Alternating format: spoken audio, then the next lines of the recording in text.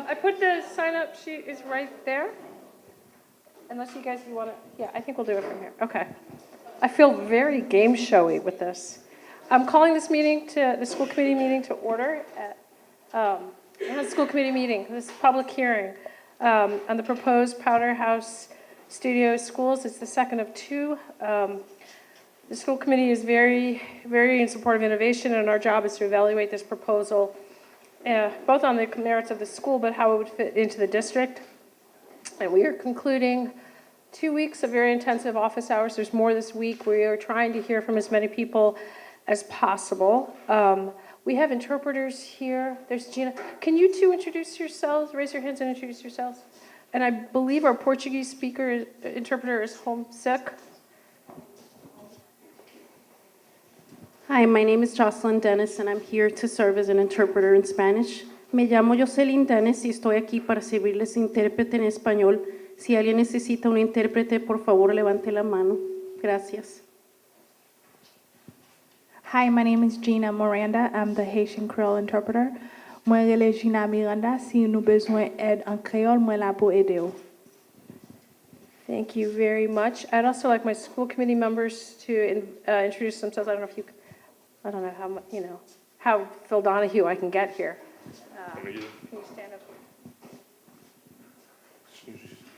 Oh. I'm Carrie Normand. I'm a little scattered. Mom of two very active boys, and this Ward 7 school committee member and this year's chair. Thank you. Andre Green, I represent Ward 4. Lee Erica Palmer, I represent Ward 3. Laura Patone, I represent Ward 5. And Paula O'Sullivan, Ward 6. Thank you. Dan Futrell is traveling for work this week, and Dr. Ackman's on her way, as is Madam President of the City Council, Katiana Ballantyne, who was a member of the school committee. So there we go. So tonight, how this will work, there'll be a 15-minute presentation from the staff of the Powderhouse, including some information on the budget. Anyone who wants to speak, there's a sign-up sheet at that table. We will go in order of people as they've signed up. Each speaker will get up to 3 minutes. No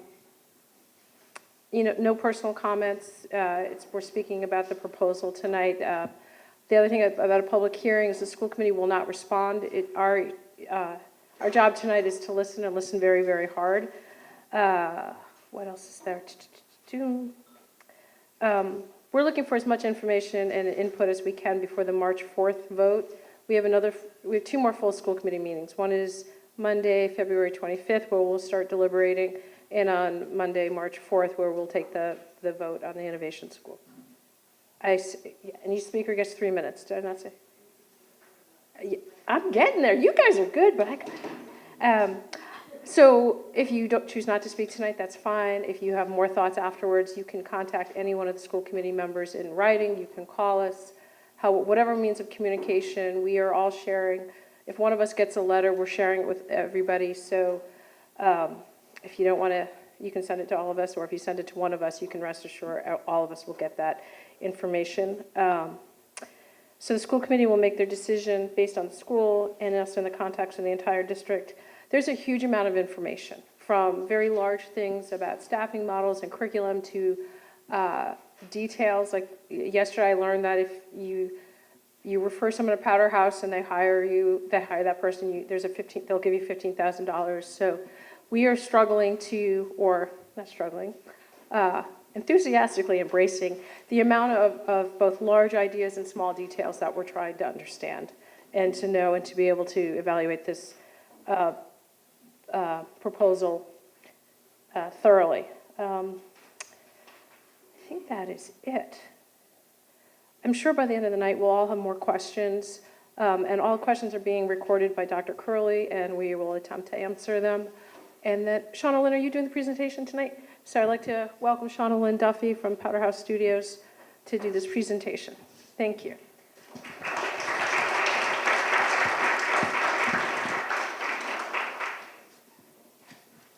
Thank you all for coming out tonight. I'm going to give a bit of an overview about Powderhouse.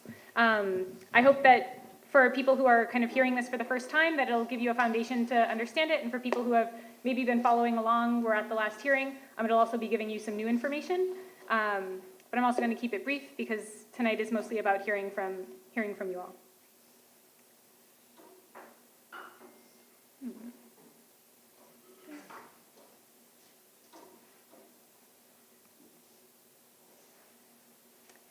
So I wanted to start just by talking about what some of the kind of central themes that are driving the design of Powderhouse are. And the first one is wanting to create a learning environment for young people and teenagers, people in high school, that's inspired by the real world. And specifically that's inspired by how work gets done in the real world. So we're kind of taking inspiration both from what do great school designs look like, but also what do great creative workplaces out in the world look like, and kind of bringing them together. And at that intersection, kind of asking, can we create a creative workplace with youth that's going to support the learning and development that young people need in order to be successful, and also allowing them to be making choices about the projects and work that they're doing while they're in school, and preparing them to go out into the workplace, whether college or career, or both, that's waiting for them after high school. And so on that school design side, we've been really lucky to be able to both work closely with school leaders and founders from different schools in drafting and revising the plan for Powderhouse, but also just through observation and learning and school visits, kind of getting to visit other school models kind of from around the country, schools that are taking really different approaches as well as traditional approaches, and having really great results in their communities. And you can learn a little bit more about some of the schools that have inspired us if you want to go to our website and read more, but I just wanted to pull out three that are kind of particularly inspiring to us. So one is High Tech High. They're based in San Diego, and they really take a team teaching model, which is something we want to do at Powderhouse, and project-based learning, kind of bring those together to really provide like a community environment for people to be doing creative work and learning together. Generation Schools is a school we're really inspired by. They're also doing a year-round schedule, which Powderhouse is proposing, and do kind of staggered scheduling of for both staff and youth as a way of making the year sustainable, and making sure that the school is still staffed and classes are full in a way that works for the learning community.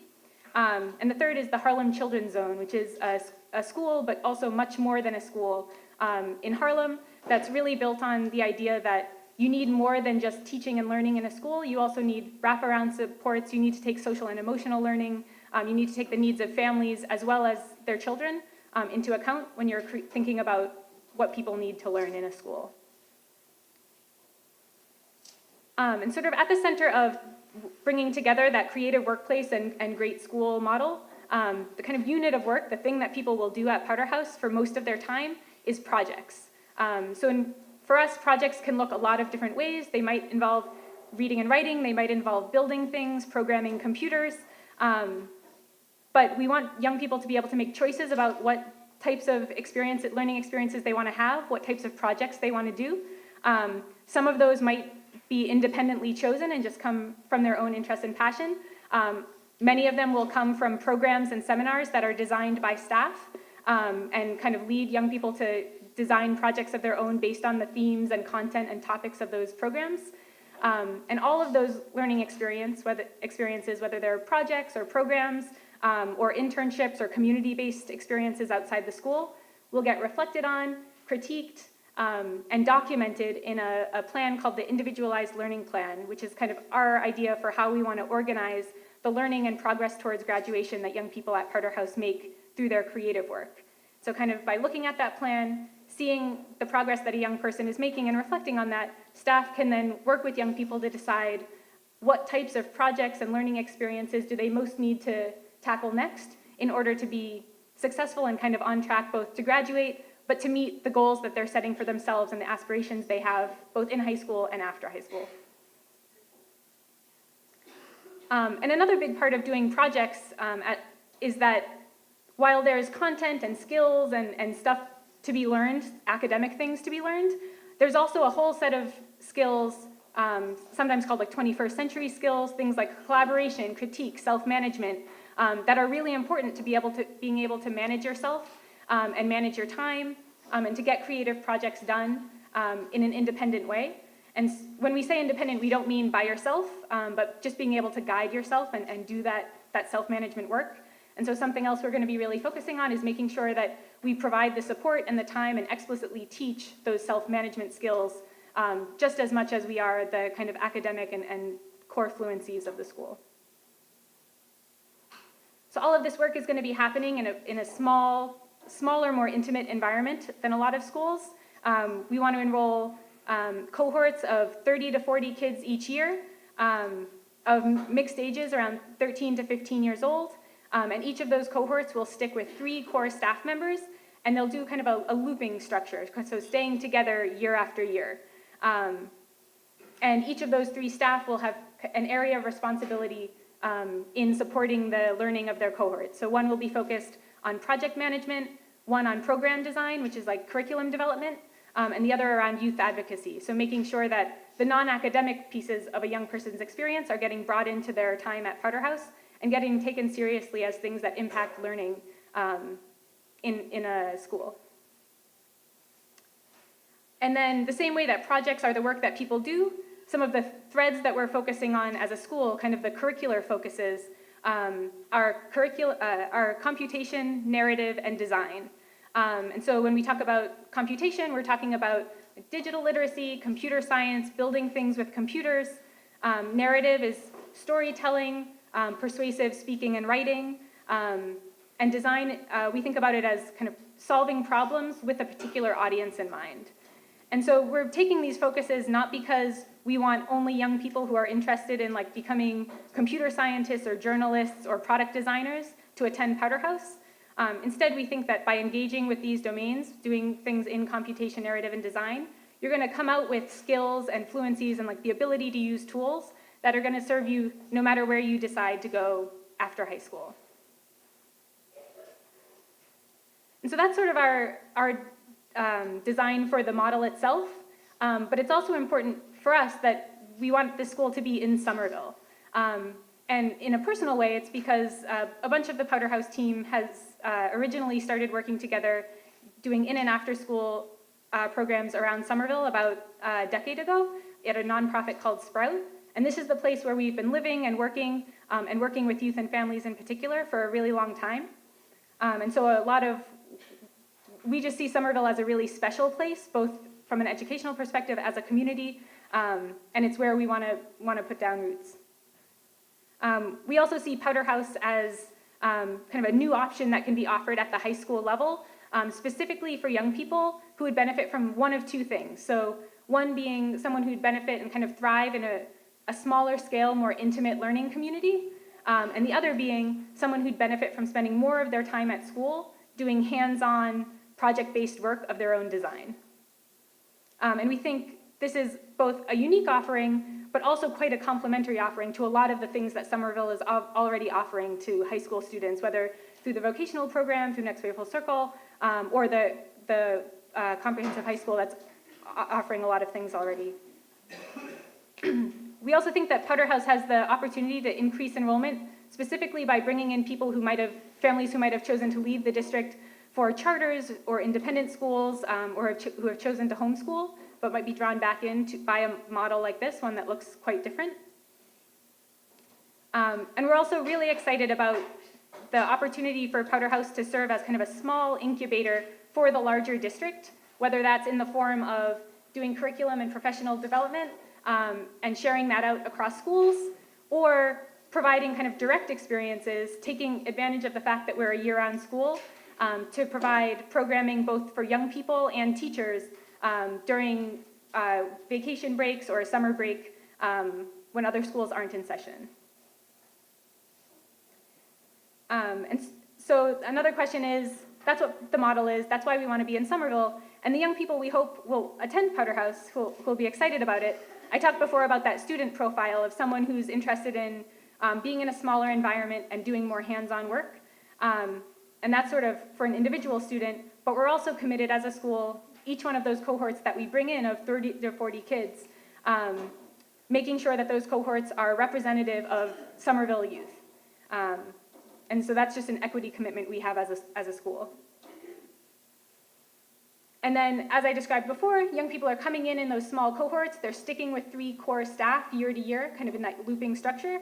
And then we're also having other staff positions, specialists who are both academically focused and focused in other areas to support the work that young people are doing. So we'll have people who are focused specifically on computation and narrative, so kind of deepening and enriching the work that's happening both in programs at Powderhouse and student projects, as well as specialists with backgrounds in special education, English language learning, and clinical social work to support the many things that young people and families need in order to be successful in school.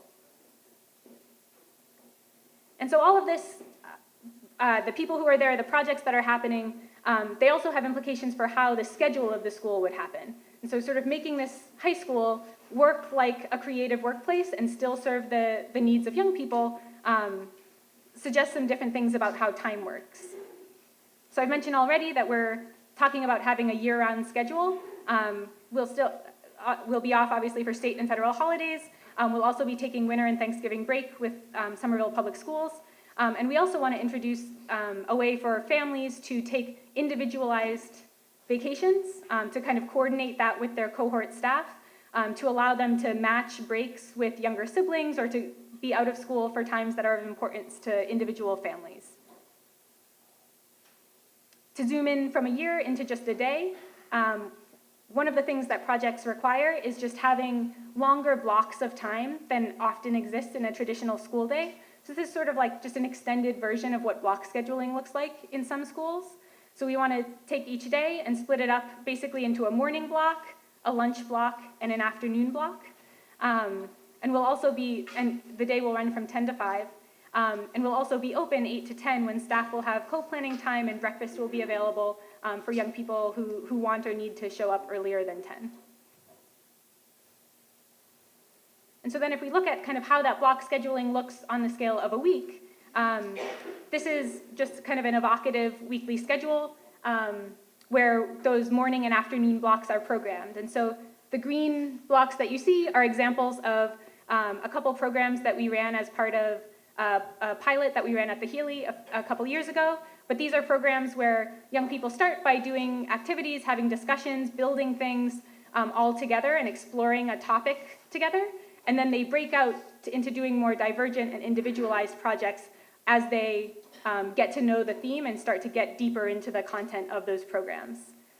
The stuff that's listed under Wednesday, these are seminars. So these are a type of program we're thinking about that are more like skills focused. They're more about like mastering content in a more traditional way. And then Thursday and Friday morning, you see their studio time. So we imagine some of those blocks in a week being dedicated to independent project time, always with the support of staff who are kind of helping young people to figure out what's my next step on this project, where am I stuck, what kind of supports do I need. We also have time dedicated each week to that reflective process that I was talking about earlier, kind of mapping back what it is that's been learned and the progress that you've made into your individualized learning plan so that you can be keeping track and making sure you're on track to graduate and meet the goals that you're setting for yourself. And something else I want to call out, again, this is an evocative schedule, but part of having a year-round schedule and having so many more hours in school is going to provide us some flexibility about how we schedule time that people take out of school. And so one of the things, a challenge that could happen with a 10 to 5 schedule is that if you wanted to do sports or extracurriculars or things like that, those times obviously conflict. And because we have so many extra hours in our year, we're going to be able to work with families to coordinate if a young person wants to leave to do drama club or do track, for them to be able to leave after lunch, transport themselves to the high school or transport with supervision to the high school and kind of experience those activities and not miss out because they're in a smaller environment. And so we're talking about how work and time and people can get organized to kind of create this creative workplace with young people. And one of the other ways we want to be reflecting that creative workplace aspect of Powderhouse is through the facilities that we're hoping to be in.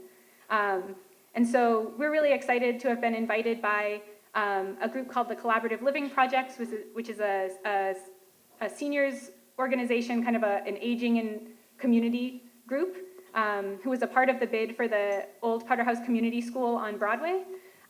They're putting together a mixed-use development that could include Powderhouse if we're approved, as well as their senior living group, some artist live workspaces, a restaurant, and a bunch of other neighbors. And one of the things that's really exciting about this is both having a space that kind of looks and feels like the creative workplace that we hope Powderhouse will function as, but also really having a school that's embedded in the community to allow for community partnerships and permeability in a really organic way. So this is sort of the last chunk we're going to talk about, kind of how we imagine getting the school started. And I'm going to invite Superintendent Skipper up to meet me. And before passing it off to her, I just wanted to talk a little bit about kind of the type of school that we're looking to propose. So we want to be an in-district innovation school.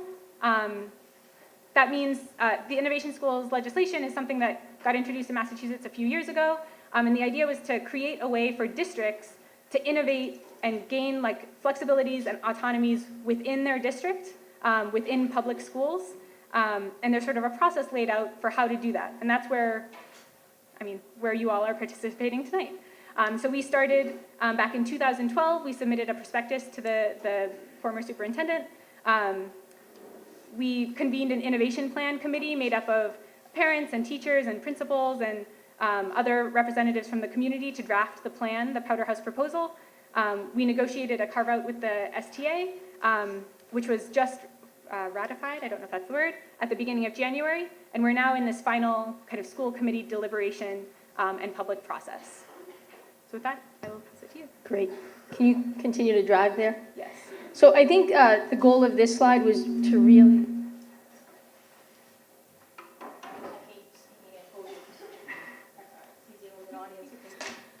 I think the goal of this slide is really to show in an innovation school what the linkage is to the district. So different than a traditional charter school where there's a board of trustees for that charter and that's the beginning and the end. The goal of an innovation school is that it is part of a district, and as such, it means that it ultimately reports to the superintendent, and then through the superintendent, it reports to the school committee. So the application that Powderhouse put through was for a district innovation school, and I know that there's been some questions about this as to the reporting line, so we wanted to be really clear on it, that ultimately the school committee is over all schools in Somerville. And I, as the superintendent in the central office, we report to the school committee, specifically with policy with the school committee. They set our policies. And then the structure of innovation school is a board of trustees. And generally that board of trustees has a lot of say and advice around things like big directional changes for the school or the vision. They approve the budget and they recommend the budget to the superintendent. And then the superintendent and the district will look at it and be able to have some ideas or some comments about that budget each year. And then they actually do the evaluation for the principal of the school, and they recommend that evaluation to the superintendent, and the superintendent can also weigh in on that evaluation. So those are generally the areas of autonomy that an in-district innovation school has. And then we've kind of brainstormed that to do a school like Powderhouse, because of in the way that the autonomies are, they really stretch autonomies in a lot of areas, that what we really need to launch the school is something called a district integration work group. And the idea there is that each of the department heads would be spending a significant amount of time next year, as much as a day each, where they're really intimately involved with the Powderhouse team and we're working through the design as it plays out in the district. I've had the good fortune of launching a school twice in my career, and it is an incredible amount of work. And there's a good way to do it and an unhealthy way to do it. And we intend to do it in a healthy way, which means that we would be working very closely with Powderhouse at each step. So, so hopefully that answers some of the questions about the structure. Sorry.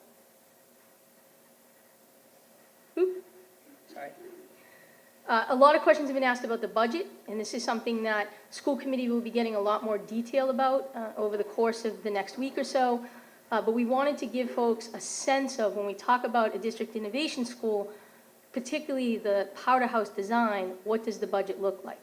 So to the right of this, you will see that what we're really kind of talking about is 4 buckets.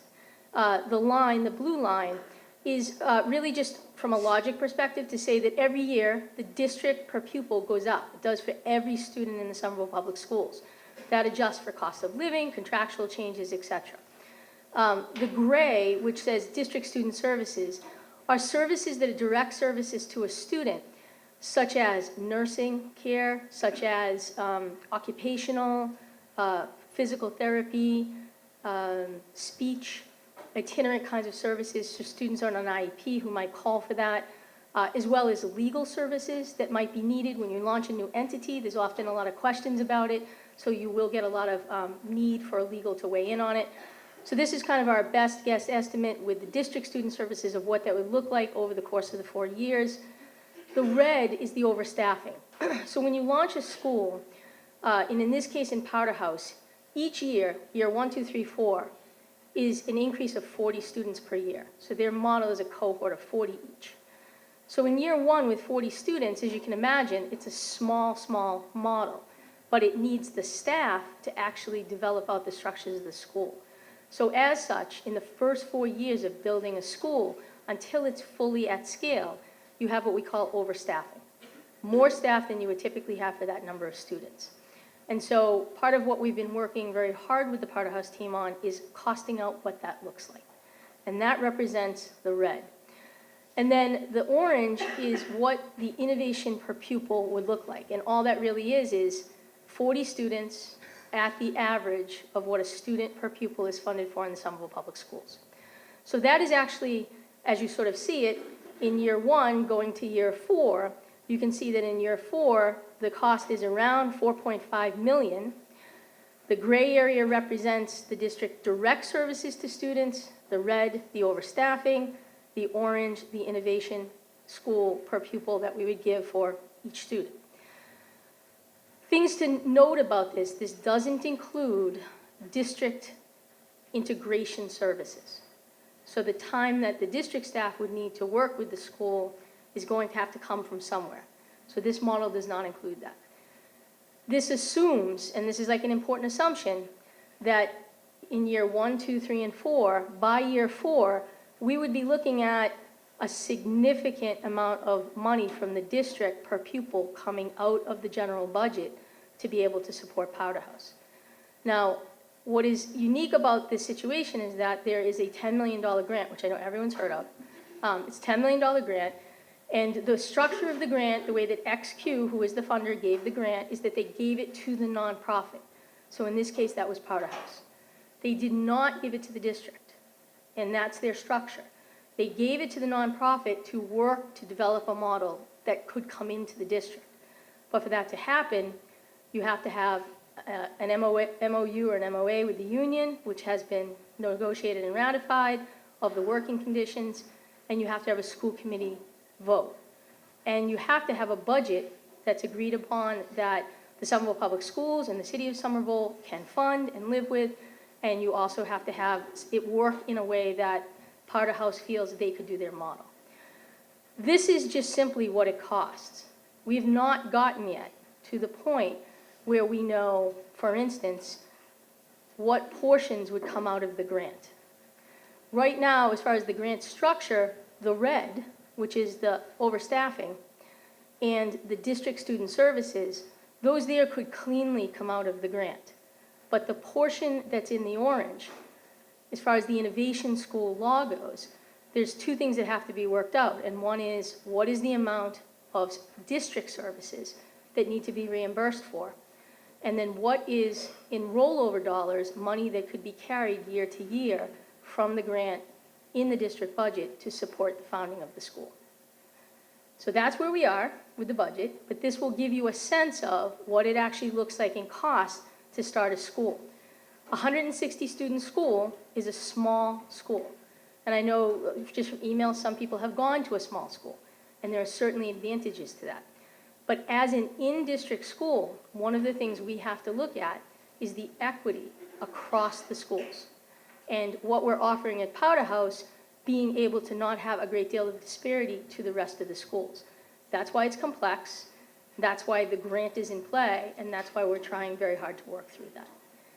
Another way to conceptualize it, and this is more without figures, is that it's hard a little bit with the coloring, but the gray kind of represents, and as you can see, the district services, and those there, come year 4, once the grant period would be over, those district services would get absorbed into the district budget.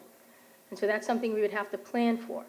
The red, which is the overstaffing, if you notice, it gets narrower, and the reason it gets narrower is because as you build the school out and you reach capacity, you don't have to overstaff as much.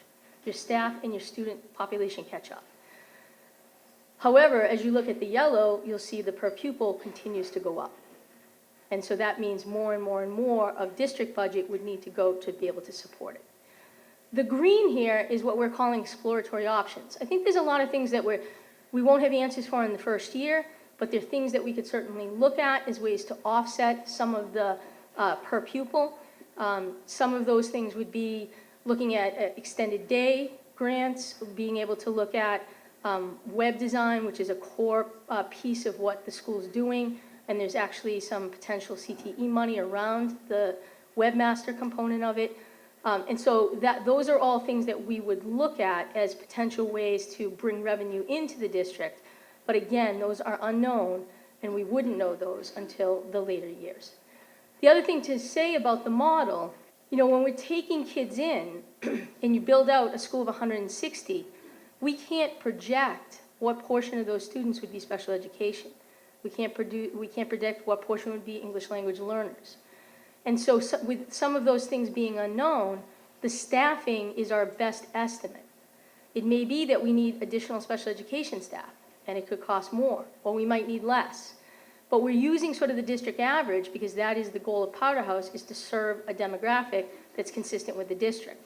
So with that, you can assume 20-21% ELL, you can assume 22 to 23% special ed, but again, within special education, there's a wide variance of special education students and what their needs are in terms of serving in the school. Same thing with English language learners. So in truth, it won't be until the 3rd year of the school before you start to develop a pattern enough to really look and predict what the staffing model will need to be. So I think that's our conclusion. Right? Sean, did you have anything else? Okay, great. So with that, I think Chair Norman. We have 13 speakers signed up. Please don't hesitate to sign up at that table. If you want to speak, we would love to hear from you. When you come to the mic, can you say your name, your address? It's always helpful to know if you've got kids in the system and what school they might be at. So our first speaker is Tara Ten Eyck. And then if you want just to get yourself prepared, next, then it'll be Garth Griffin and then Melissa McWhinney. I think that one's live if you want the put. Whatever works for you. I definitely don't want the podium. Okay. Me neither.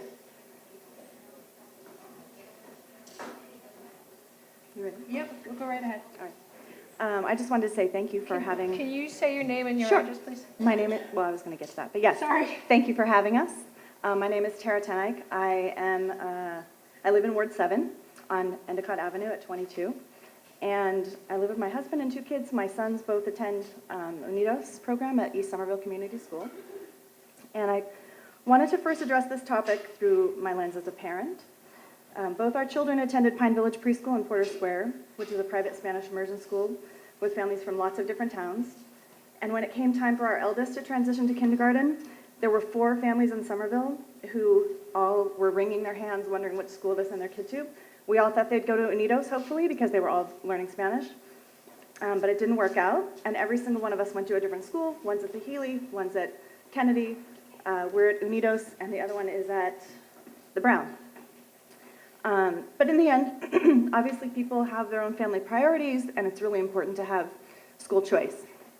So even though we were disappointed, it was very satisfying that everybody could have their needs met, whether it was through proximity or services or whatever it was.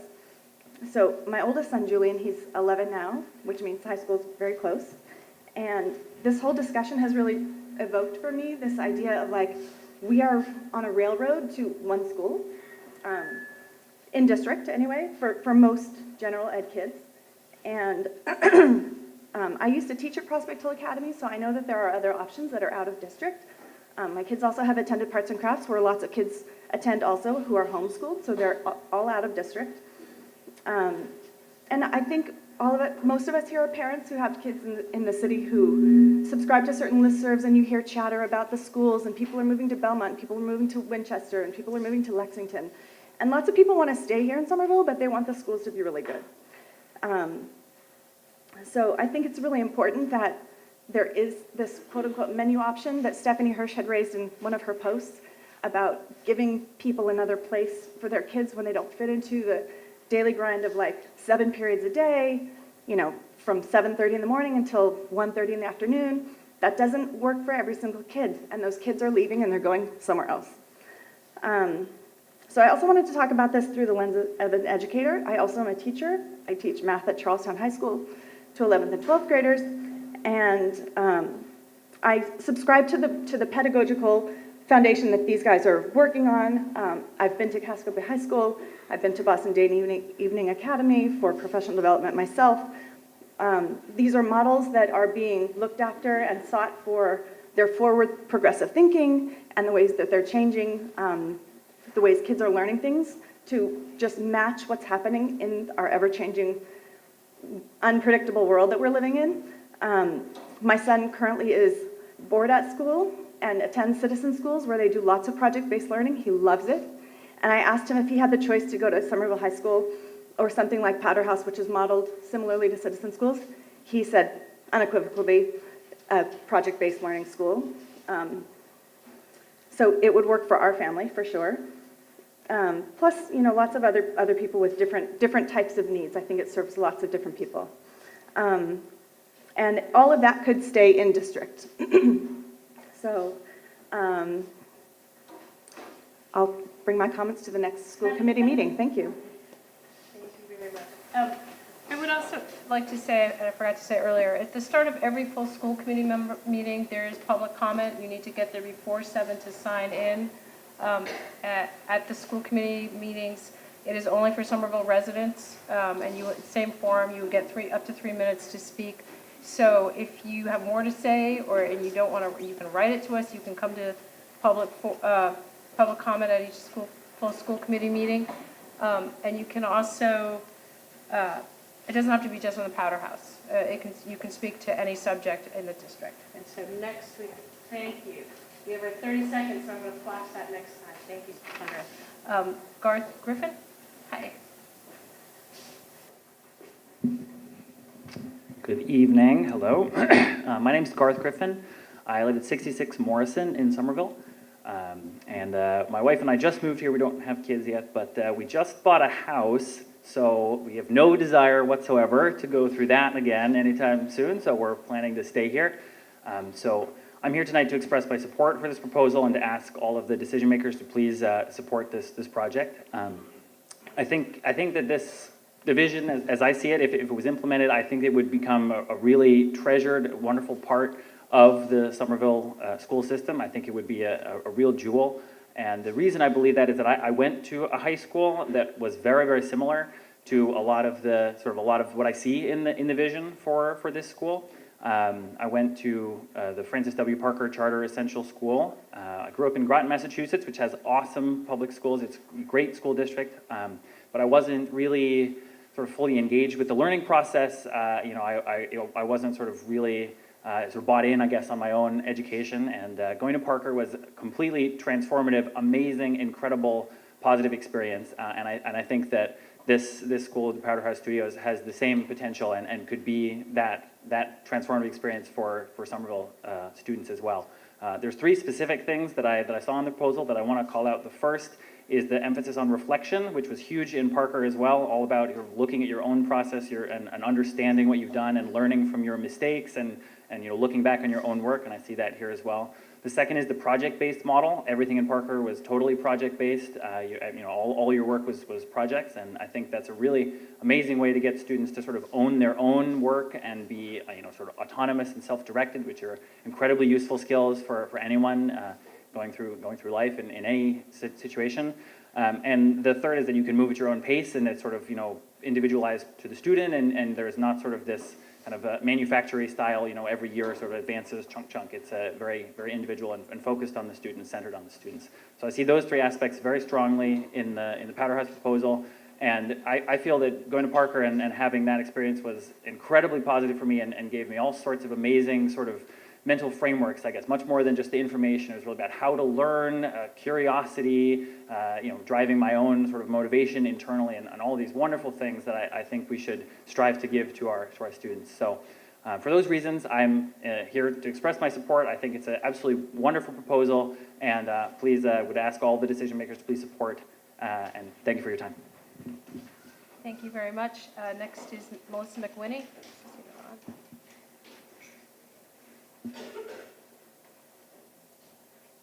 And then after Melissa is Sarah Otts. Hi, I thought it was just a get me more information sheet, but I'm happy to make a comment. I think this is, typical for me, I didn't read. I think that this is a wonderful proposal and a very exciting prospect. My children went through all of the Somerville schools. They were well served by them. This would have been a lovely option. And I think that there will probably be a lot of kids who will benefit from it. I have two questions actually, which is, are you going to pay attention to income when you're admitting children? Because how are you going to find out about family income? It's one of the demographic things that you need to pay attention to. I guess I have a question that probably doesn't need to be answered now, which is what happens with attrition and how will you fill later slots? And then I had one thing to say about, I don't know where the superintendent is, about legal, oh, there you are, legal services. There's a place called Lawyers Clearinghouse in Boston and you may be able to get a big fancy law firm to help you for free. So if you need help, I can connect you with them. And thank you, I think it's great. Thank you. And next we have Sarah Otts and then Blake Heller.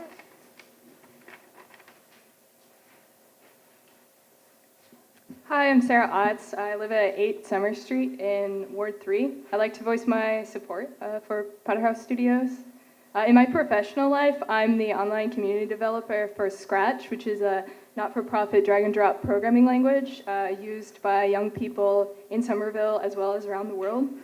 It's developed as a project of the Lifelong Kindergarten Research Group at MIT and is based on the core philosophy that students can learn well when working on projects they care about in a community of their peers and in an environment that encourages exploration. And so I'm excited about Powderhouse Studios because I see similar values reflected in its vision.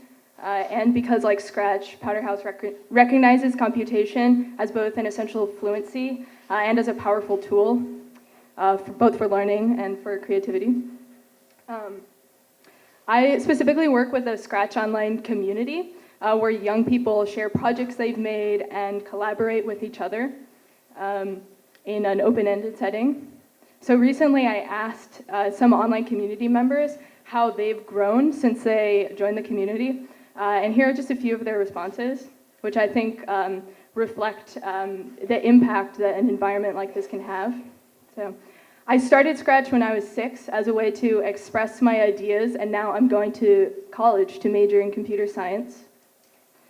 One thing that changed is that I experiment more when creating projects and realize that there is more than one way to do something.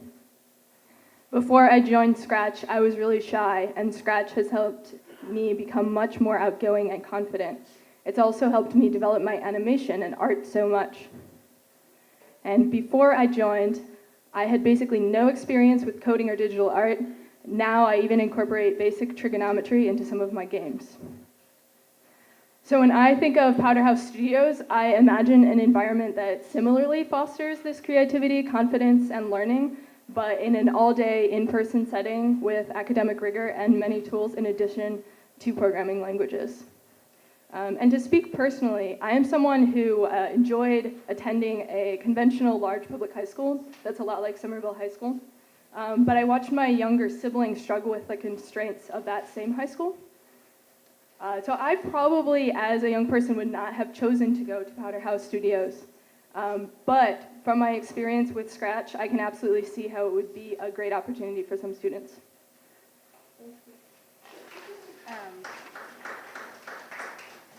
So next we have Blake Heller, then Leslie Gaffney, and Mark Whittles.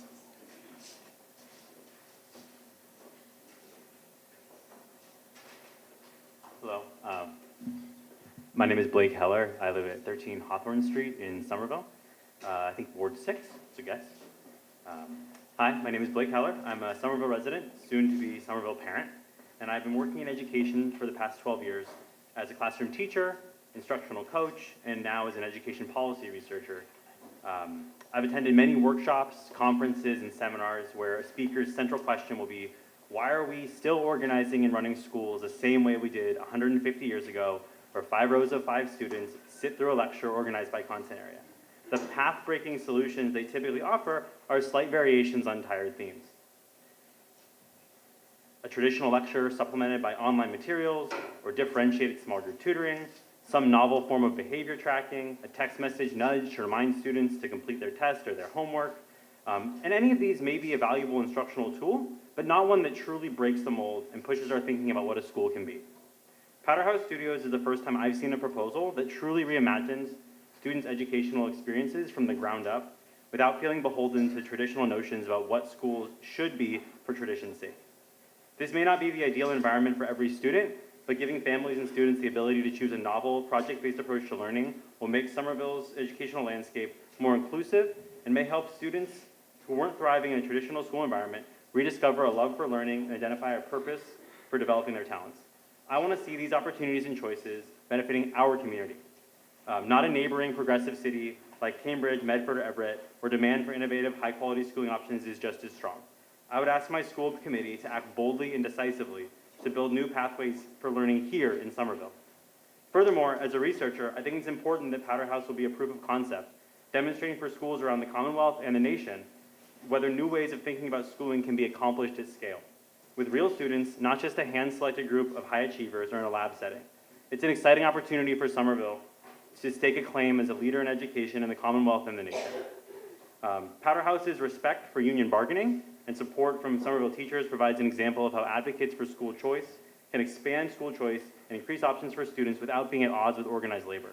Of course, investments in our community cost money, but I trust and urge my elected school committee officials, along with the district, the city, and Powderhouse Studios leadership, to be flexible and creative to find a budget solution that allows Powderhouse to maintain the integrity of their mission and their educational vision and forge a sustainable path for the future. I strongly support Powderhouse Studios' vision for education in Somerville, and I urge you as my school committee to approve their proposal and help them welcome their first cohort this fall. Thank you. Thank you. For those who have come in since there's another sign-up sheet, right? We will keep taking them. We want it convenient. That is a good point. Which one was? That's a new one, so we will take that sheet and then we'll go to the over there. And I have forgotten, please state your name and your address, and if you have kids in the school system, that's really helpful. Good evening, my name is Leslie Gaffney. I live at 95 Partridge Avenue near Magoon Square. I have a sophomore in high school currently. Sure. So currently I have a sophomore at Somerville High School. For middle school, we went to our neighborhood school, which during the course of our time there turned into an innovation school. As a parent, I, honest to God, saw nothing innovative from my perspective at that school. I understand that overall grade our testing scores have risen over the past several years, but I don't believe that scores should be a be-all, end-all metric for all students. In fact, that's the point that I want to make. I personally have my child is very self-starter, likes to learn on their own, but I saw a lot of other children at the schools who needed a lot of attention that they weren't getting, so they would disrupt the classroom. They were good kids. You could see that they were good kids, but they needed so much attention that it dragged the whole class down, and other kids couldn't learn. I see some of those same children now in the high school, and some of them are not doing very well at all, and I don't think they'll be in school very much longer. So I can imagine that when I've been following the Powderhouse Studios model for a while, I'm disappointed that it hasn't reached fruition quite yet, because now my child is 16 and probably won't be able to go, but would do very well at that school. As a self-starter and a self-learner and very curious and talented. And I also see these other children who are currently being not addressed appropriately. They're being swept on, they're just being not addressed in the correct way at the schools currently, because they just need too much attention. And I think some of those children would do quite well with this model, where they could engage in something that they were passionate about. There would be a smaller student-to-teacher ratio, where they could get more attention and do well. And as a profession, I work in the Kendall Square area at a large genomic research institute. I have for the past 20 years, and I've been working with postdocs. These postdocs come from MIT and Harvard. I work with these young, brilliant students every day, and I see where they are coming from. Their creativity, and their education, the way they approach problems. I can imagine that the type of student that would come out of a school like Powderhouse Studios would be the kind of student that I work with every day, and that we need more of. So thank you for your time. Thank you. All right. Next, we have Mark Whittles, Lisa Tatterson, and then Aaron Hemingway. Hello, I'm Mark Whittles. I live in 31 Chester Street, Ward 6. I wanted to speak from similar perspective to, I'll be repeating some of what Sarah said, so sorry about that. I'm also a software developer. My company is headquartered in Boston. We've been recruiting people fresh out of college, green developers, for about 3 years. And I can say that in that time, a lot of candidates I've met very, very few who they sparked a love of coding, programming in the public school system, and none who are people of color. So from my perspective, it's widely known that software development, technical professions, we're in a crisis of diversity. And it's clear that people of color in the city, in this area, are starting from a systemic disadvantage. In order to recruit people of color, we usually have to we lean heavily on coding boot camps, which if you're not familiar, it's private groups that provide training, technical training, that people don't get during their formal education.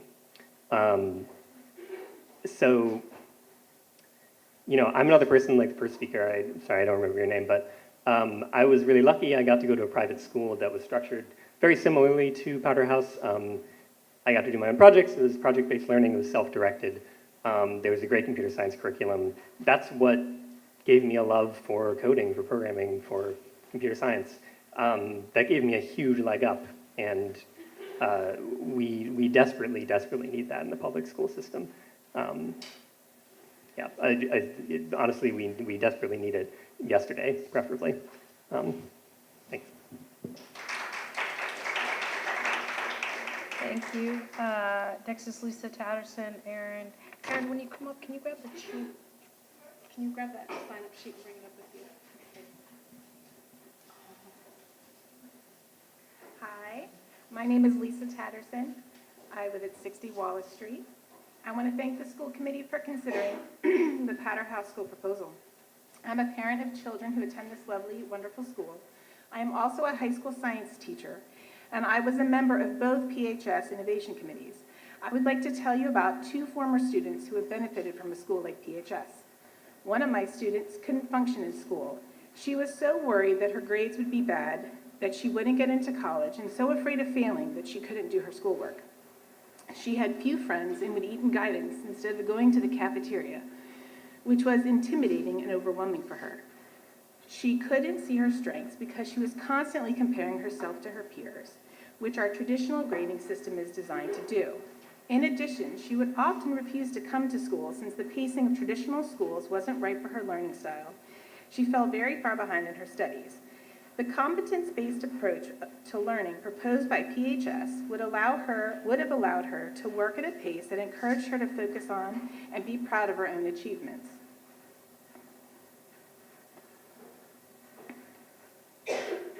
Another student didn't know exactly what he wanted to do, but he had hated school since kindergarten.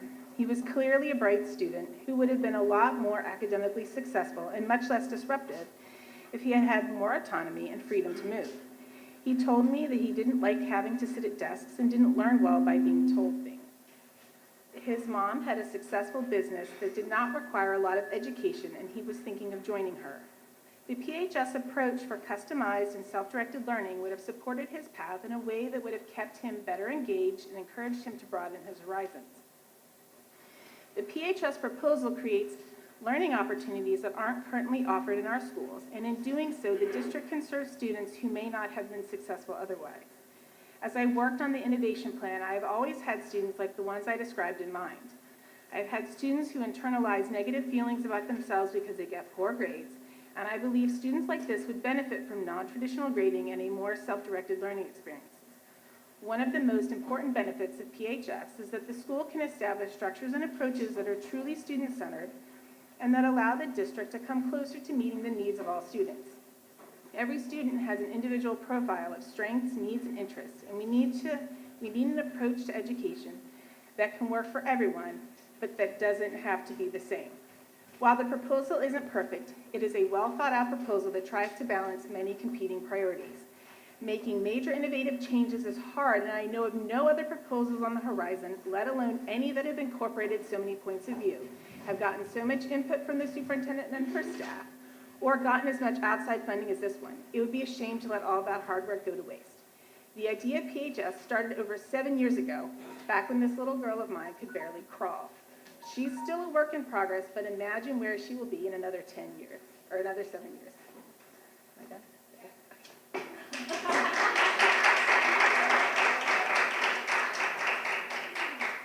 Thank you. Good to see you always. She's laughing because sometimes I'm the only one that shows up at the budget hearing in May to speak. And I don't like speaking in public. My name is Erin Hemingway.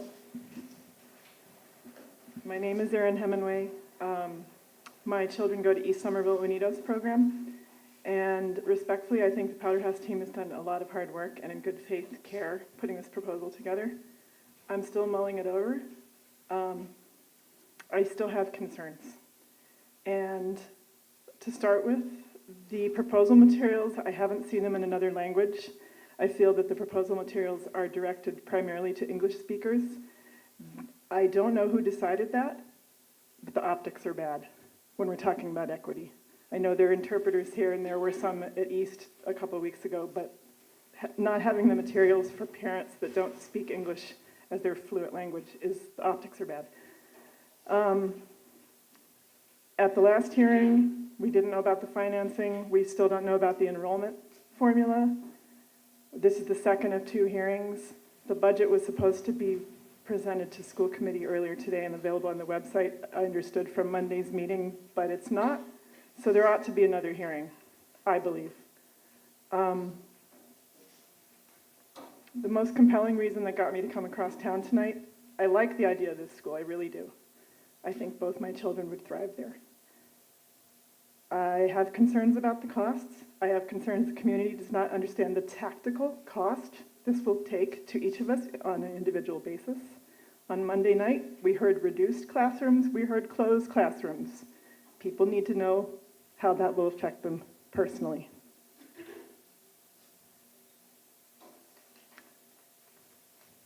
I have concerns about the enrollment formula that we still have not seen. And I've told the founders of the proposal, I think there are going to be a lot of disappointed families because of this 30-40 lottery max. I think this school will provide great opportunity for the chosen few.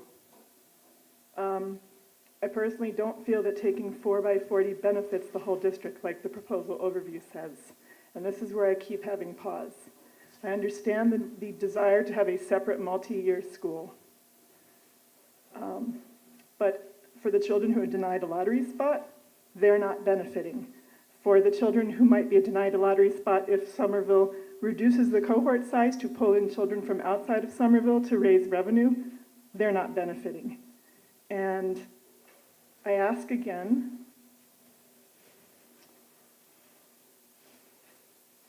what are the clear graduation goals? Oh, there's things. Oh, okay. I'm going to have to put this into comments and email. Really, what I'd like to see is a benefit to more of the students that are of this target age.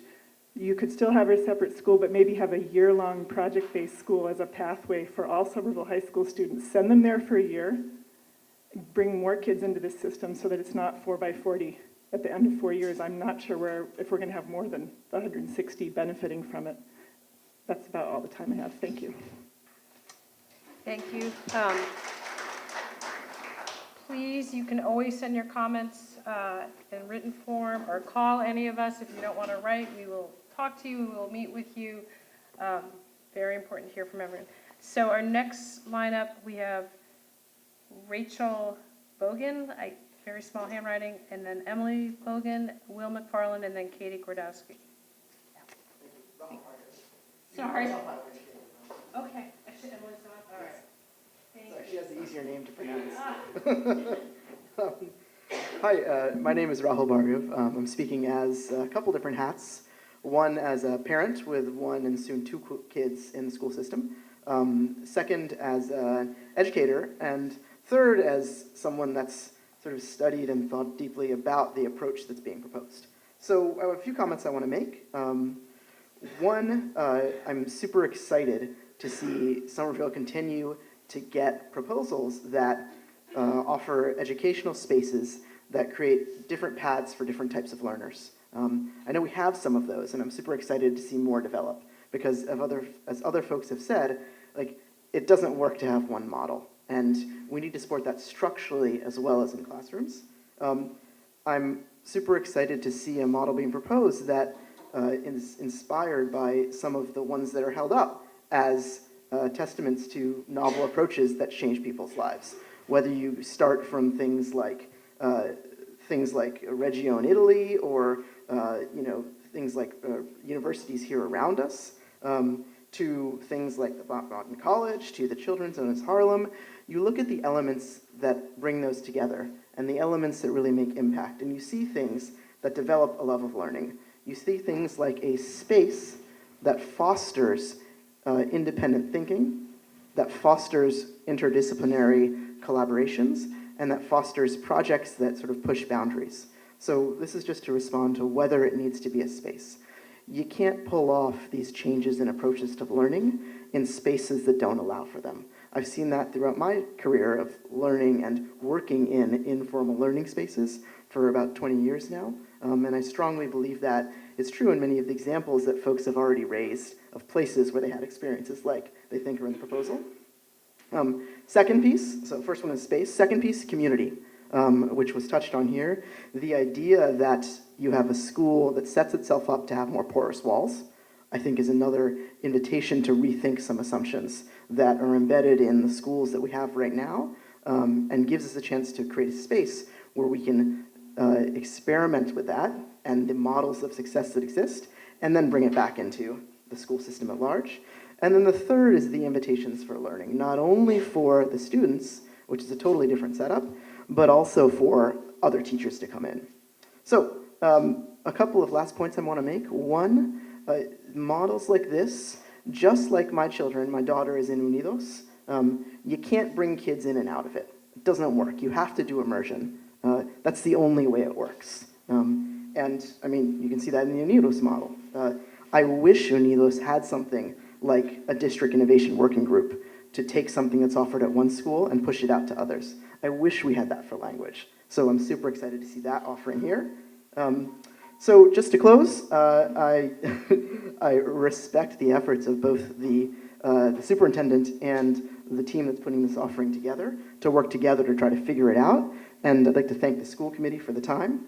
and just offer that this is an innovative model, but the risk isn't there, right? We have established practices where this works. What we're trying to do, it sounds like, is set up a space where we can prove that out a bit more in our town and keep the students here. Thank you very much. Will McFarland and then Katie Brodowski.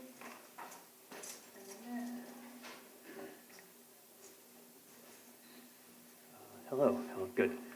Hi, I'm William McFarland. I live at 202 Pearl Street in Ward 1, and I am the co-founder of Parts and Crafts, a youth and community makerspace and self-directed learning center on Somerville Avenue. We founded Parts and Crafts 10 years ago, almost, and over those, we've been working with youth in Somerville for the last 10 years. We've been working in our programs focused on creative learning, on self-directed learning, and on kind of technical literacy, kind of written broadly. A lot of the same themes and ideas that you kind of have seen in the Powderhouse Studios proposal.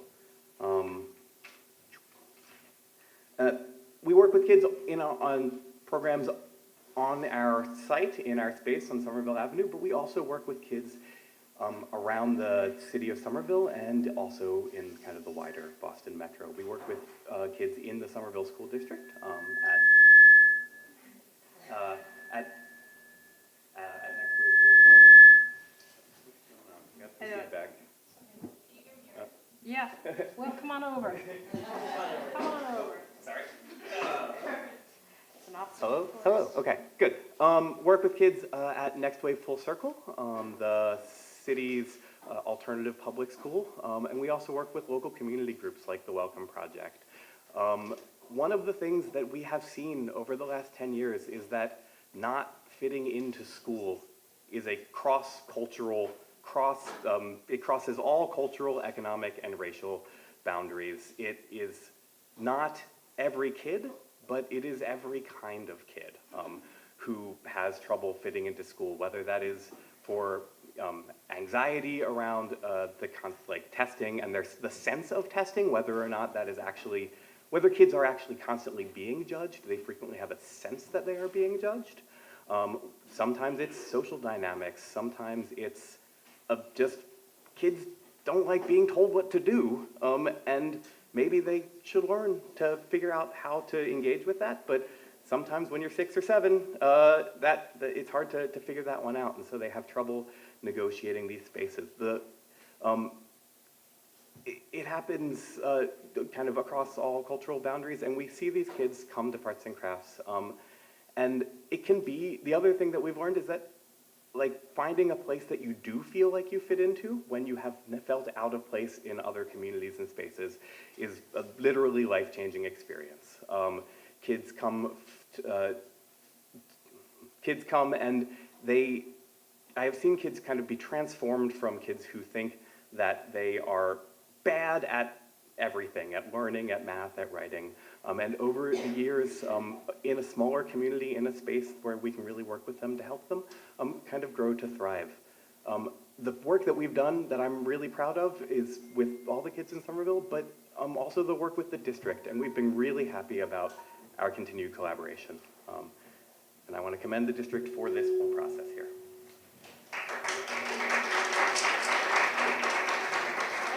That one, come on up. That one's probably better. I don't know. This one is better? Yeah. Whichever, Yeah. whichever one, Katie, whatever one works for you. We're all good. Hi guys, my name is Katie Brodowski. I am also a co-founder and former director at Parts and Crafts. Along with Will, I'm also now a former co-manager of the Somerville Fab Lab. I spent most of last year starting my days at Next Wave Full Circle, running makerspace programs, coming to Parts and Crafts during the day to run programming in Parts and Crafts, and then ending the day at the Somerville Fab Lab running free programming funded by the city for adults, including job training programming. So we're very lucky. I want to echo Will's point. We're incredibly lucky to have a very positive relationship with the district, and we really appreciate the work of the school committee in kind of taking these questions seriously. I think it goes without saying that Arts and Crafts strongly supports this proposal. It reflects something that I believe that Somerville does very well, which is to take... Mic's off too. There we go. Great. Which is to take innovative ideas from the private sector and appropriate them as government-run entities. We have seen this within the Fab Lab, which is now in its third year of operation. The Fab Lab is nested between Artisans Asylum, Cambridge Hackspace, Cambridge Innovation Center, Greentown Labs, all of these incredible resources. And the founding premise of the Somerville Fab Lab is it's different if it's free. And it's different if it's paid for by the city. It has a huge impact on who comes to our workshops. And it has a huge impact for us in terms of what we're able to do in terms of partnerships. It's allowed us to partner with organizations like First Source Jobs Programming. Everything from First Source to NASA is possible because of not district funding, but city funding. There is economic disparity in this city. There will continue to be economic disparity whether or not this program opens or not. Currently, high-income parents have many options for where to send their kids. If their kids are young, they send them to Acera, they send them to Atrium School, maybe they send them to Arts and Crafts. If they're older, they go to New View. And they'll still do that whether or not this program opens. I think the argument that Somerville needs to open this program in order to attract parents and essentially open an in-district private school is flawed. I don't believe that's a persuasive argument. I do believe that the persuasive argument is considering the impact that this program would have on kids who can't afford those programs. You have the option to make this kind of programming available to kids who aren't going to be able to access it elsewhere. And it really is, it's not about enrichment. It's about providing a resource for students who, for whatever reason, cannot and do not function effectively in conventional learning environments. It may be because they're non-neurotypical. It may be because they are deeply anti-authoritarian. It may be because they have projects that they want to work on and they are impatient to get started. Those kids also deserve a fully supported education. They don't deserve it at the expense of anyone else, but they are hard to reach, and I believe that this program can provide a path to effectively support those students. I do have some other suggestions for things that I would love to see in the proposal. I don't want to overstay my time, so I'll deliver them in writing. Thank you very much. I'm going to ask everyone to hold their applause. This is a public hearing, and I don't want anyone, no matter what their opinion is, to perhaps not feel comfortable speaking. So if we could hold the applause, I think that would be a respectful way to move forward. Thank you. Next, we have Laura Boretsky, then Patrick Johnson, thank you, and then Brad Chapman.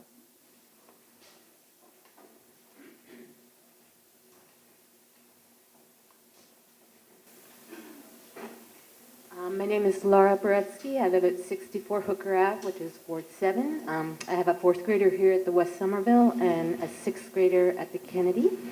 I'm here to express my support for the Powderhouse School project. I've kind of been listening to it unfold for 2 steps removed because it's been going on for so many years, but I really picked up and watched closely starting last month when I heard the STA approved it. And since then, I've been watching the school committee hearings and had multiple discussions with staff from Powderhouse School, with school committee members. I want to thank everybody, all the stakeholders, for getting it this far.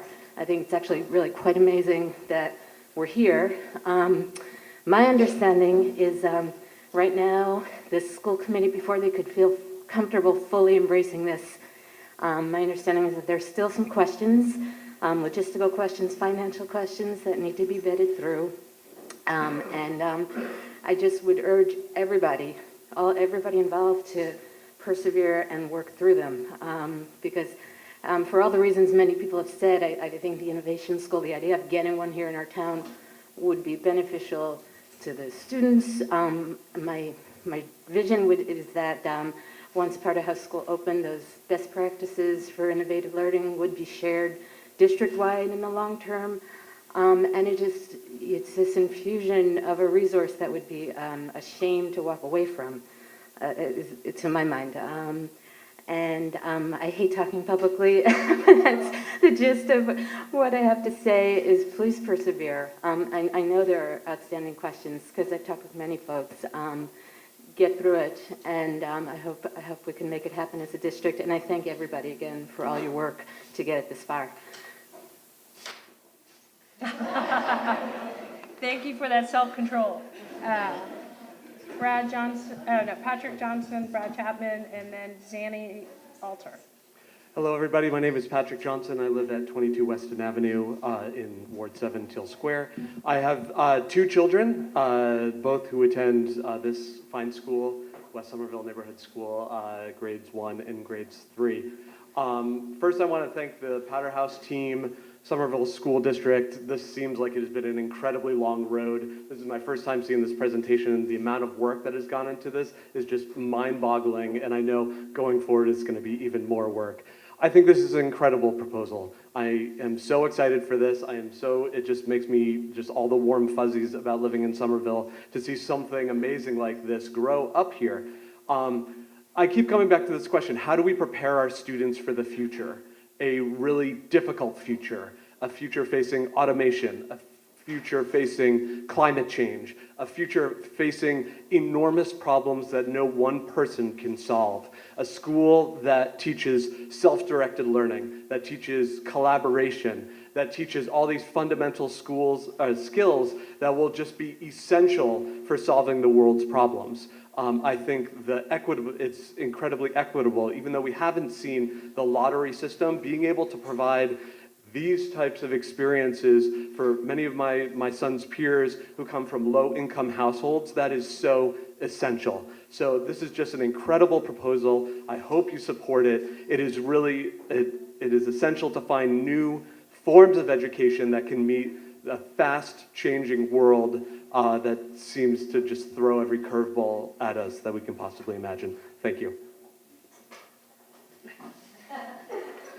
All right. Brad Chapman. Hi, my name is Brad Chapman. I live at 35 Partridge over in Ward 5, and I have 2 kids, 4 and 7, who are a little ways from the school. But I just wanted to come today to say this is a really awesome proposal. I'm super excited about it, I guess, echoing a lot of the comments. And I think from my perspective, there's been a lot of great comments about how this will, help non-traditional students, help a wide variety of students that don't fit in. I think one thing that I'd like to emphasize from my perspective is that this will also help kids learn how to work together in a setting where you have to build something with a wide variety of different people with different ideas, different cultures, different backgrounds. I mean, as a parent, I think that's the biggest challenge I have is just, letting my kids learn to be able to get along with everyone, work with everyone in all different circumstances. And I don't know, I feel like the more you pay attention to the world, the more you see that we are awful at doing that as a species, and we can use all the help we can get. And I never got any practice in school. I had to figure out how to work with people when you get a job, and it's super incredible that we're thinking about this at this level and making this available to all our kids in the school. So that's fine.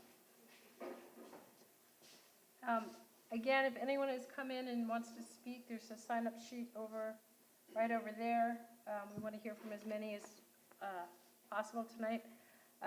Zanny Alter, then Molly Robinson, and Sophia Grogan,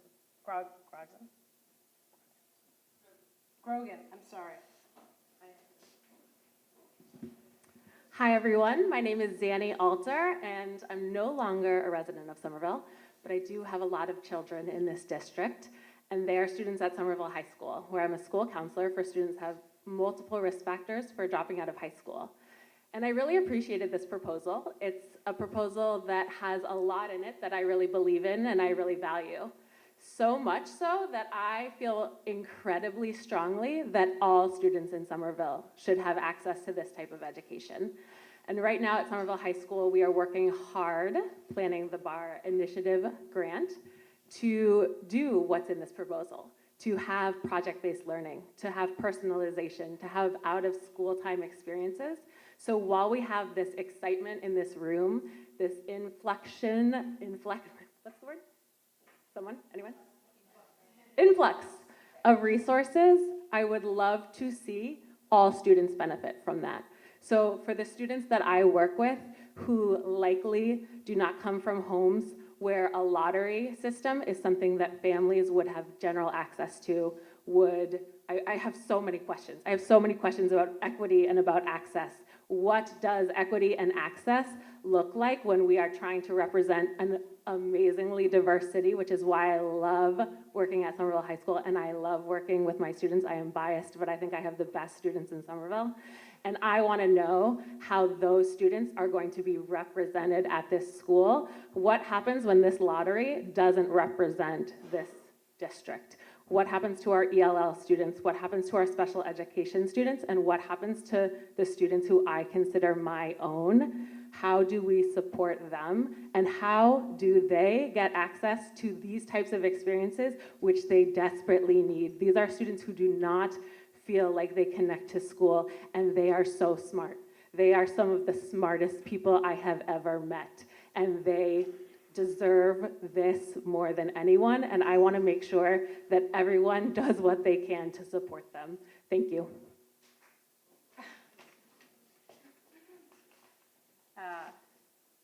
Next is Molly Robenstein. Hi, I'm Molly Rubenstein. I'm also no longer a resident of Somerville, but I moved to Somerville in 2011 to join the team at Artisans Asylum when it was moving to its current location on Tyler Street, and lived in both on Avon Street and on Francesca Ave before I moved to Cambridge. And I'm likely to move back to Somerville later in 2019. As much as I would love to talk about how excited I am about the content of the proposal for the Powderhouse School, the methodology, the pedagogy, the research that's behind it, I actually feel like everybody in the room is pretty much on the same page about that. We're all excited about the content of what's going to be provided to these students. All of my experiences as a student and as a teacher have contributed to my incredible lust for this school to exist in the world. I think the challenge is that not everybody is going to be able to participate, and it's going to be imperfect. So I want to speak to that a little bit based on my kind of current job role, which is as the Innovation Ecosystems Manager for the D-Lab at MIT. So since I left Artisans Asylum in 2015, I've been working with innovation centers and makerspaces and education programs around the world that are trying to help individuals, often semi-literate, often in very difficult low-resource situations, actually kind of become empowered to take charge of the challenges that they're facing in their own communities, experiment with a lot of different models for doing this, and for doing this both with adults and with children. And over the course of that work, we found that it's really kind of a waste of our time based here in Boston to work just one-on-one with individual entrepreneurs and innovators. We really need to be thinking about ecosystems of support and how do those ecosystems of support actually evolve to raise the level for everybody in that community so that it's not just the one individual person that we're working with. But the fact is you need those examples, you need to have success stories, you need to support individuals, and you need to provide them with certain resources in order to test out what does it mean for this to be successful and figure out in practice, in this place, how do we make this work? And in all of my work with entrepreneurs and innovators, the great gift of that is that it has been a constant challenge to my own perfectionist tendencies. Because we're always so afraid of actually executing something if we don't know that it's going to be perfect. But the fact is, the best way to figure out how to do this right is by doing it. And so I agree with everybody that there are concerns. This is an imperfect model. There are probably going to be things about it that disappoint us. But I just want to say, can we do it? Can we go ahead and make it happen and figure it out as we go along so that we can actually work towards all of those ideals and aspirations that we have, both for this school and for all of the schools in Somerville? Thank you. Next, we have Sophia Grogan and then Katrina Dvornik.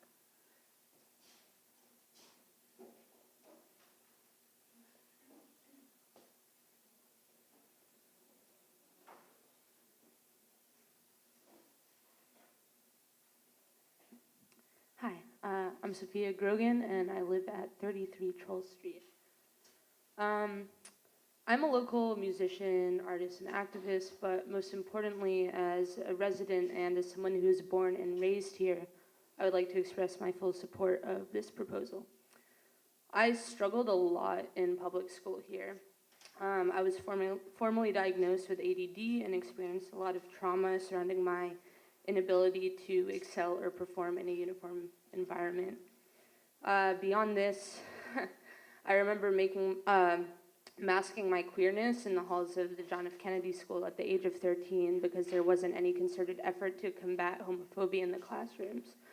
By the time I arrived at Somerville High, I knew that I had to get out, so on my own initiative and due to a stroke of luck, I was afforded scholarship to an out-of-state boarding school that fostered my need for an alternative education and community. I know many people who were not and are not so privileged to have this luck. My sister dropped out of Somerville High 3 years ago and got her GED because of lack of options and money. I know of at least one current student who is slated to do the same. As much as I believe in the power of public education, I also know that it is presently unfit to accommodate the diverse needs of every teenager. Having an innovative school like this at our doorstep is a dream because I wish that I didn't have to leave my hometown at the age of 14 to seek out a place that accepted me. I'm also deeply invested in this community as someone who has spent a majority of my life here. And I think the rise of gentrification and influx of temporary residents affects our sense of continuity and security. Keeping alternative education in the community by members of our community seems vital. I just wanted to also kind of make a testament to the leadership of the director of the school. As someone who finds myself rubbing up against this like new fabric of my hometown of wealth and this sort of uncertainty of whether these community spaces will be here in another year, I have found community in something that Shauna has started here, and they don't even have a stable location for this School of Honk, but have managed to foster like an incredibly diverse, age diverse, income diverse community without support from the city, without making a proposal. So I just think like given the space and given the support of the council, the possibilities are endless. Thank you.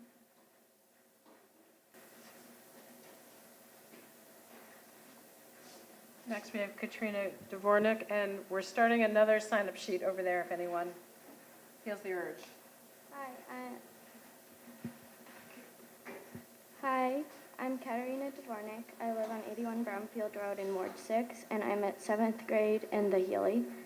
As a teenager and as a young person, I'm constantly growing and learning, and I want to have education to support that. When I first heard about Powderhouse, I was really intrigued because I thought that it was going to help me learn about things that I really want and need to learn about. And I'm excited about the level of project-based learning because I think when I look back on my prior education, I remember my projects the most, and that's what I remember learning about. And so I think that having a lot of those projects will really help me make every moment count. And I think that my progress to graduation will be more linear and smooth because there will be more coordination between teachers and between like years. I think that I'll be in more control of my own learning, which I'll need as time goes on. I think that Powderhouse will adjust to my level, and I think it will change more when I make progress, and I think I'll feel listened to. I think that there are some kinks, but I think it's a really good choice, and I think that with community help, it can really get sorted out. So, yeah.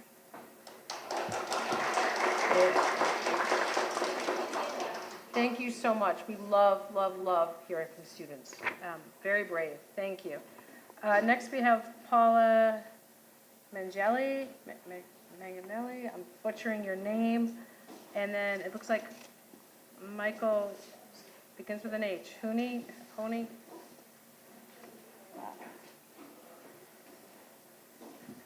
Hello. My name is Paula Magnelli. I'm at 14 Webster Street in Ward 1. I'm the PTA treasurer of East Somerville, and my kids go to East Somerville as well.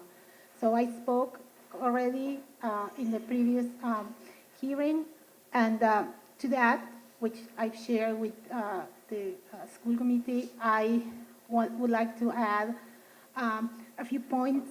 I reviewed the proposal a little bit more careful.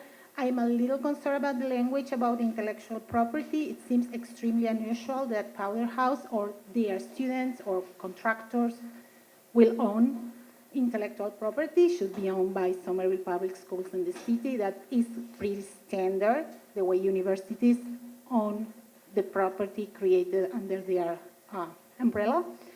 So more details in what I wrote to you. Also, it's not very clear how all this extreme amount of digital capital that will be generated at Powderhouse is going to be managed. Our current regulations badly cover what happens in our schools, so I don't know how Powderhouse is planning to adapt to that. There's not much information about that. We don't want Powderhouse to be an experiment where, whatever Silicon Valley is mining data from our kids. I mean, I think that there is a little bit of, I don't know, it's not clear how that is going to work. I'm not an expert in that. I would like to see more clarification. And finally, I mean, the same concerns about costs and enrollment. I will say it again, look at the room. What student we have in mind? The way this school is proposed, it has its own biases. The way someone mentioned, there was not much materials up to recently in different languages. The outreach to different parents. There's huge proportions of Somerville that are not represented here. I mean, I think that is pretty obvious. So how a school that is year-round is going to attract students that work in the summer, that take care of young siblings in the summer, that work, in the parents' businesses. That's the reality in many of our communities. They might go to, religious activities or Boy Scouts. So that seems to have one kind of student in mind, the year-round model. There is many other students, and particularly how I speak from the Latin community, how that community is going to be approached and outreached. It's not clear, and if it's not representative from the get-go, it might become just some self-fulfilling prophecy in what we don't want, like some exclusive elite. And I think that all of our students deserve this model or aspects of this model. I strongly agree with the council. Thank you very much. Hi, my name is Michael Heaney. I live. Can you hear me? Yeah. My name is Michael Heaney. I live at 170 Hudson Street. I have an MA and an MEd in education, and I've worked in the field for over 10 years. I first heard about this idea when I was in graduate school. 3 years later, I continue to be in support of it. I want to take this time to address a few concerns and objections I've heard about this idea and to kind of share how my experience might inform this. The first objection I've heard is that this is some kind of dangerous, radical idea. It's not. Thousands of years ago, Plutarch said that education should not be the filling of a pail, but the lighting of a fire, right? 300 years ago, John Dewey said that if we educate our students the same way today as we did yesterday, we rob them of tomorrow. And in the last 10 years, both of our presidents have affirmed the importance of project-based learning meant to teach 21st century skills. So the idea of a project-based, self-directed learning at your school to teach 21st century schools isn't new or radical. It's actually the gold standard in education today. The second thing I want to talk about is this idea that this school would somehow take money away from the community. You know, practically speaking, this would inject $10 million into the community immediately that, it's been won from a grant from the Emerson Collective. The budget is designed in a way that it wouldn't siphon resources away from the district. This would be a public school, not a privately managed charter school. That's a critical difference.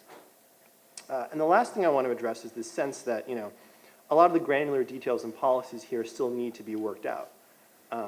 When I developed learning programs for Google, we were always afraid of launching too late, not too early. We wanted to get feedback from our constituents. We wanted to get feedback from the people who were going to use our products and our items. So I think we shouldn't let this sense that we're still gathering feedback from the community totally preclude this option, which is an incredible benefit both to our community and to education itself. So thank you. Thank you. Next is Jason Behrens, Rami Bridge, and then Carol Weisbert.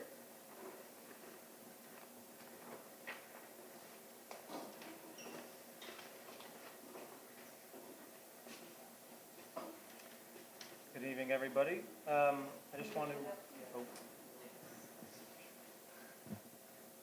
Better? Yes.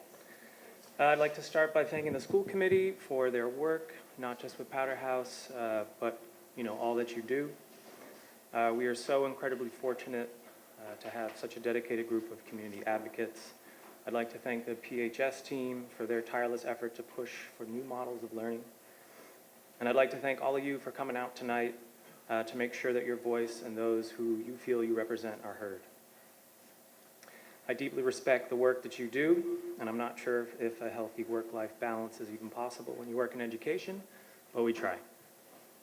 And my name is Jason Behrens. I grew up in Somerville. I went to Somerville Public Schools, class of 2004.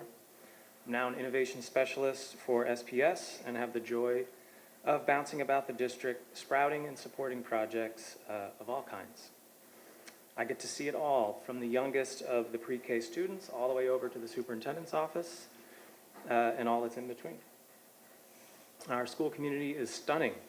The level of talent and work ethic in our community, at our schools, and at central offices is staggering. And still, there's a real need for alternative approaches and opportunities for all learners. Superintendent Mary Skipper's message is very clear. We need to serve all students. And we're getting closer to realizing this mantra, this vision. I can't tell you how many times I've had staff members pull me aside and say, hey, this student would be a great candidate for Powderhouse. These students tend to have a harder time flourishing in more traditional educational settings. So Powderhouse is another option among many for our incredibly diverse population of learners, both students and staff. With Powderhouse, we get a fresh start, a chance to truly co-design with students at the center. This is also work that's happening at Somerville High School, by the way, and in pockets around the district already. So Powderhouse is part of the solution.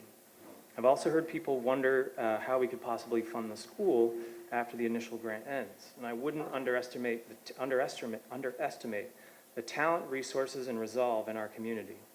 We can leverage the unique nature of PHS to build even more meaningful partnerships with Harvard, MIT, Tufts, Lesley, the local biotech, and small business networks to fund and support this transformational work by providing additional access to students, teachers, family, and the community. So, as someone who is often tasked with introducing alternative learning environments, one of the best ways to do this is to invite teachers to observe and participate in them directly. Powderhouse would be this kind of immersive place that would inspire all our staff to think about new ways to facilitate learning. And lastly, a vote for Powderhouse is a vote of confidence in our students and our families. It's a vote of confidence in our staff. It's a vote of confidence in our community and the belief that we can come together collectively to solve issues around funding, inclusivity, scheduling, and enrollment, and any other unforeseen things that may arise as we go along through this process. Thank you.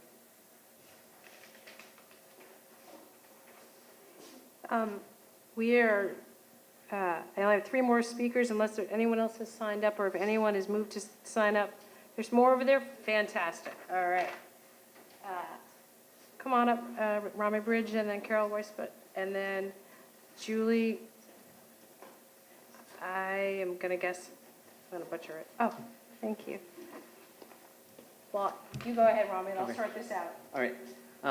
My name is Rami Bridge. I teach at the West Somerville. I live in Somerville. I have 2 kids who will one day attend the Somerville Public Schools. The question that I have is the impact that $2.5 million is going to have on the rest of the school district. To assume that that's not going to have an impact, I think is wrong. And so I'm hearing a lot of positive things about the school. I think it sounds great. I think the impact it's going to have on those kids is going to be great. My concern is the impact it's going to have on not just the kids who get denied because of the lottery, but other kids who aren't interested. We're talking about smaller class size. We're talking about larger class sizes, closing sections, larger caseloads for special ed. I think to be making a decision right now about moving forward without knowing where that $2.5 million is going to come from is problematic.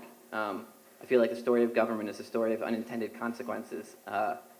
This is a consequence we should be able to see coming and think about what it is and whether the school that we're talking about is worth what those consequences are going to be. And the answer could be yes and it could be no, but we don't know the answer to that question. Thank you. So next is Carol Weisberg, and then Julie, looks like it begins with an H. Yes, thank you. That is who it is, and then Anna Biton. You can, is that one? Thank you. My name is Cindy Weisbart. I'm a resident and a homeowner in Somerville. I'm a public school teacher since 2002. I teach in Cambridge now. This is the 3rd school committee meeting I've gotten to go to this week. I got to go to Cambridge's last night. Thank you very much for this opportunity. I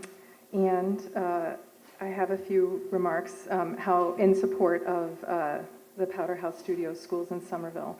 First of all, I'm really thrilled that someone from D-Lab is here. It's an experience that I've gotten to have the design lab process and at Cambridge Rindge and Latin School in designing a new class for myself. And so this idea of, so the process, so if someone comes to speak who is in charge of the process of innovation, checking with stakeholders, modeling, reflection, and revision, then you really need to take that seriously. Like that's the process that they go through, that they've been through to make Powderhouse. So this is the process that we want our students to go through. When we say project-based learning, that is what we're talking about. And this is a model of that. So modeling that for our students to be able to model that so that we can model that in our school, all across our school, is really, it's a really good ripple effect. And it's an amazing opportunity that it's here.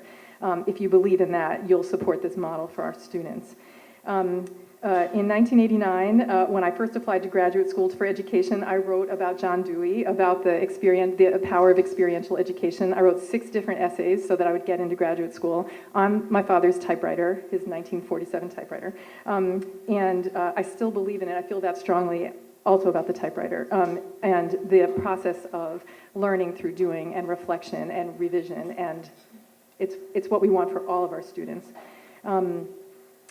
There was, in consideration of all of our students' learning needs and thinking about our ELL students and our special education needs and all of our, really giant and wonderful varied learning needs that we're becoming more aware of and the social, emotional supports we need for our students, we know about those things and we take care of them as professionals now, and we have mandates from the state and from the federal government now because families were active and smart and had agency and made us do it, made us take the 19th century school model and make it what it is now. And we're all looking from that vantage point saying, how are we going to take care of this?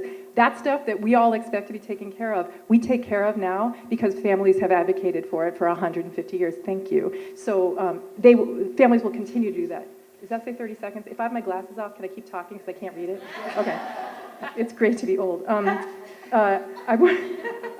So I really want to point out that part about activism and agency in families, which I think will always be part of this process. And in my final remark is, I know that this process of building Powderhouse Studios has had integrity from the jump and will continue to have it as it responds to community demands and agency and activism. And if you know Alec and Shauna Lynn, you know that this is true because they agonize over things like outreach and equity and integrity, and you can count on that. Thank you. Okay, we are on the home stretch, my friends. Julian, I forgot how you say your name. Thank you. And then Anna Baton. And do we have any takers at the end? You can jump up. Hi, my name is Julie Henriques, and I have been working in the performing arts for over 30 years. I've been a proud Somerville resident for over 25 years. I don't have children, and I think that gives me, I have nieces and nephews and godchildren, and I teach, but I think that gives me an interesting perspective on the importance of this school and of innovation. I've noticed in the 15 years I've been teaching at the college level, the inability of folks to think with outside the box and the need to understand new ways of learning. Fortunately, in the arts, we think differently. We work on collaboration. We work with ends and means. We work with different ways of doing things. We work with budgets. We work with a lot of different ways of dealing with the world. And if we don't start innovating with our schools, and we worry about perfect being the enemy of the good, who are we leaving behind? I have no doubt that this project will have ripple effects that will positively affect the entire community, because that's what innovation does. I want to live in a city that supports and embraces innovation in education. I want Somerville to be that place. And so I wholeheartedly support this as a taxpayer who doesn't have children in the schools, but wants to age into a place where people can think outside the box and they can learn. Thank you. Thank you. You can pick any mic you want. Are there any more names? All right. My name is Anna Bitone. I live at 1087 Broadway, so directly across the street from the school, our proposed site. And I have two children who attend West Somerville Neighborhood School here in 1st and 4th grades. Uh-oh. All right, I'm going to move.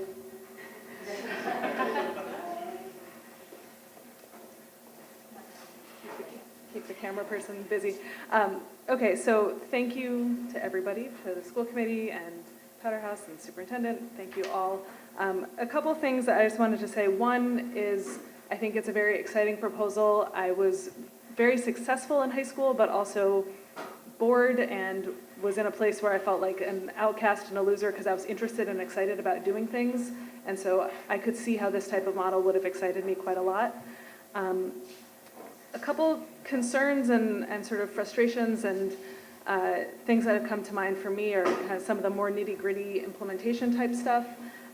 One is that I was really excited when I saw the article in the Somerville Journal announcing that the school had won this grant, and then have heard nothing about it since for several years until a month ago I found out that, hey, in 60 days we're voting on this proposal. To the point where I was kind of wondering, is this even still happening? So I know that there's been a lot of activity going on and a lot of people who've been engaged, but I feel like as a pretty engaged citizen and parent and member of the community, I heard nothing about it for a couple years. So that has frustrated and been discouraging and concerning for me. And then just some of my, and then I was shocked to see that we were actually voting, or that the proposal was that it was going to be opening this fall. So I live across the street from the construction. Maybe that space will be available in the fall, but that seems hard for me to believe. And in the meantime, I feel like there's a lot of things to put in place. How are you going to recruit students? When are you going to recruit students? With what information will you recruit them?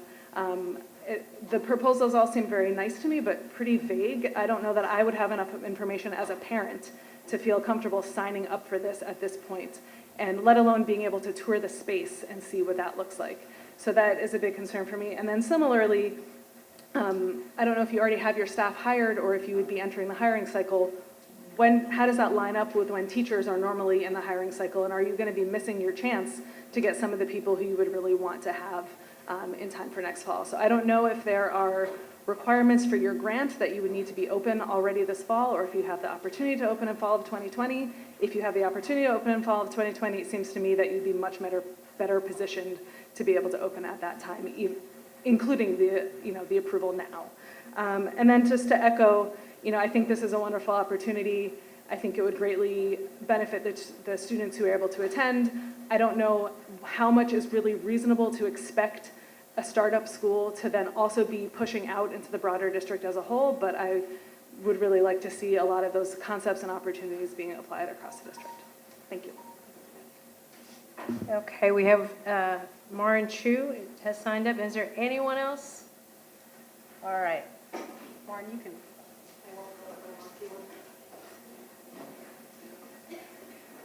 As Carrie said, I'm Maureen Chu. I have 3 kids in the Somerville schools, one at the Brown in 5th grade, one here in 8th grade, and one in the high school.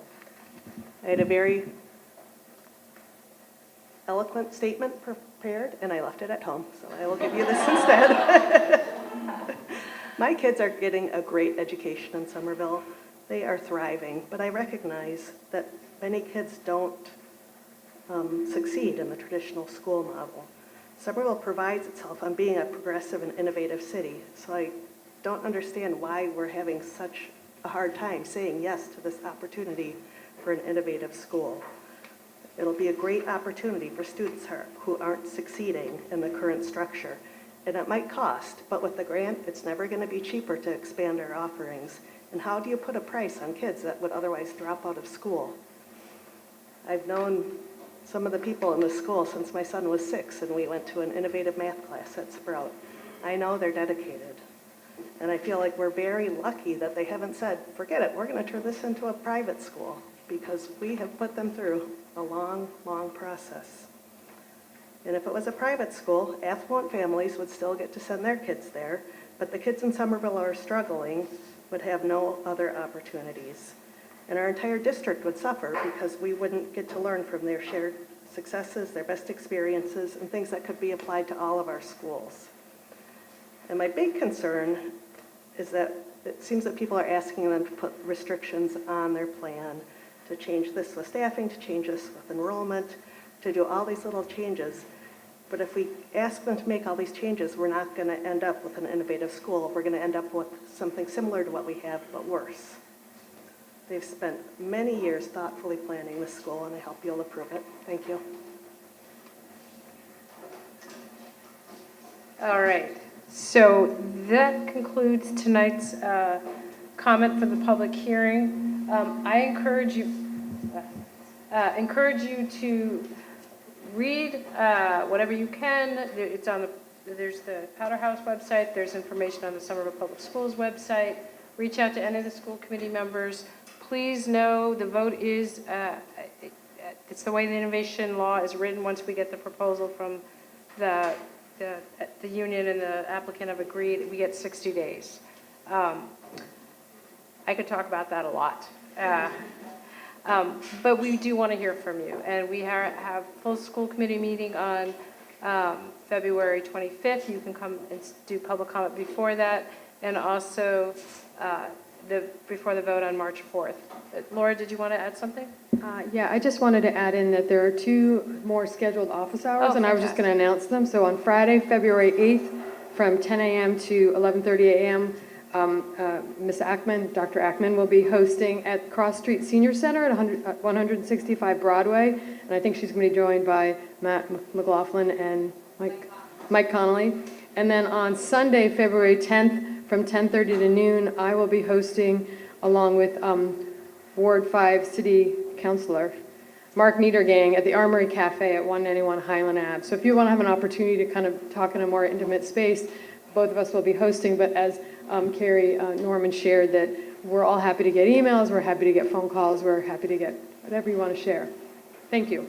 So is that the best way, is that like the office hours? That's the best next step?